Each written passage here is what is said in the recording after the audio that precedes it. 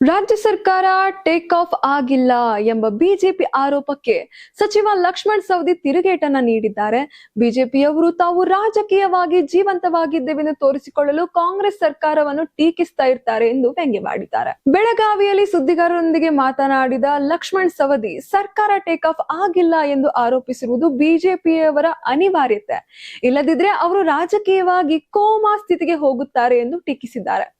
ವಿಧಾನಮಂಡಲ ಅಧಿವೇಶನ ನಡೆಯುತ್ತಿರುವ ಸಂದರ್ಭದಲ್ಲಿ ಸರ್ಕಾರದ ಗಮನ ಸೆಳೆಯಲು ಉದ್ದೇಶದಿಂದ ಬಿಜೆಪಿ ನಾಯಕರು ಬರ ಪರಿಸ್ಥಿತಿ ಅಧ್ಯಯನ ಮಾಡ್ತಾ ಇದ್ದಾರೆ.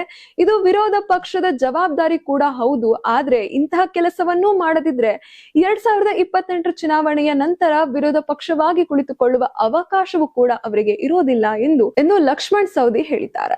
ವಿಧಾನಸಭಾ ಪರಿಷತ್ ಸಭಾಪತಿ ಸ್ಥಾನದಿಂದ ಬಸವರಾಜ ಹೊರಟ್ಟಿ ಅವರನ್ನ ಯಾರೂ ಕಿತ್ತು ಹಾಕಿಲ್ಲ. ಅವರು ಮುಖ್ಯಮಂತ್ರಿ ಅವರಿಂದ ಸತ್ಕಾರ ಸ್ವೀಕರಿಸಿ ಗೌರವಯುತವಾಗಿಯೇ ಸಭಾಪತಿ ಸ್ಥಾನದಿಂದ ನಿರ್ಗಮಿಸಿದ್ದಾರೆ ಎಂದು ಸವದಿ ಸ್ಪಷ್ಟಪಡಿಸಿದ್ದಾರೆ.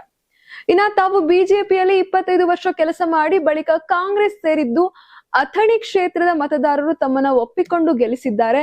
ಅದಕ್ಕಾಗಿ ಕ್ಷೇತ್ರದ ಜನರಿಗೆ ಕೃತಜ್ಞನಾಗಿರ್ತೇನೆ ಎಂದು ಹೇಳಿದ್ದಾರೆ. ಇನ್ನ ಅಲ್ಪಾವಧಿ, ಮಧ್ಯಾವಧಿ ಹಾಗೂ ದೀರ್ಘಾವಧಿ ಯೋಜನೆಗಳ ಮೂಲಕ ಅಭಿವೃದ್ಧಿ ಕೈಗೊಳ್ಳಲಾಗುವುದು.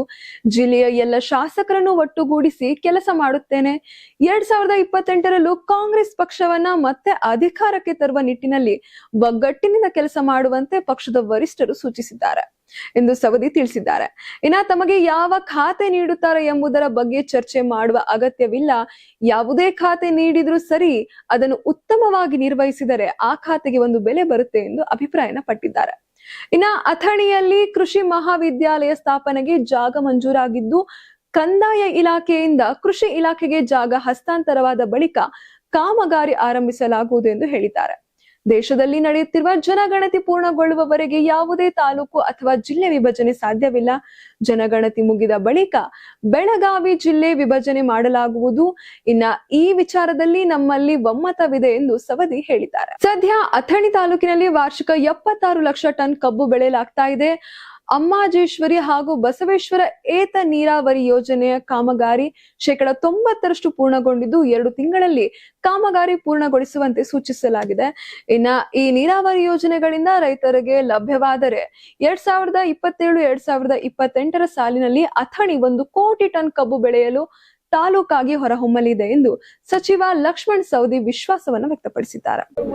ನಿನ್ನೆ ಮತ್ತು ಇವತ್ತು ಇಡೀ ಕಾರವಾರ ಜಿಲ್ಲೆಯಲ್ಲಿ ಅತಿವೃಷ್ಟಿ ಮತ್ತು ಅನಾವೃಷ್ಟಿ ವೀಕ್ಷಣೆ ಮಾಡಿ ಅನೇಕ ಕಡೆ ಅಡಿಕೆಗೆ ಚುಕ್ಕೆ ರೋಗ ಬಂದಿದೆ, ಶುಂಠಿಗೆ ರೋಗ ಬಂದಿದೆ, ಭತ್ತದ ಮಳೆ ಕೊರತೆಯಿಂದ ಭತ್ತದ ಬೆಳೆ ಕುಂಠಿತ ಇದೆ, ಕೆಲವೊಂದು ಕಡೆ ರಸ್ತೆಗಳು ಕೆಟ್ಟಿದ್ದಾವೆ. ಅನೇಕ ಸಮಸ್ಯೆಗಳು ನಮ್ಮ ಗಮನಕ್ಕೆ ಬಂದಿದೆ.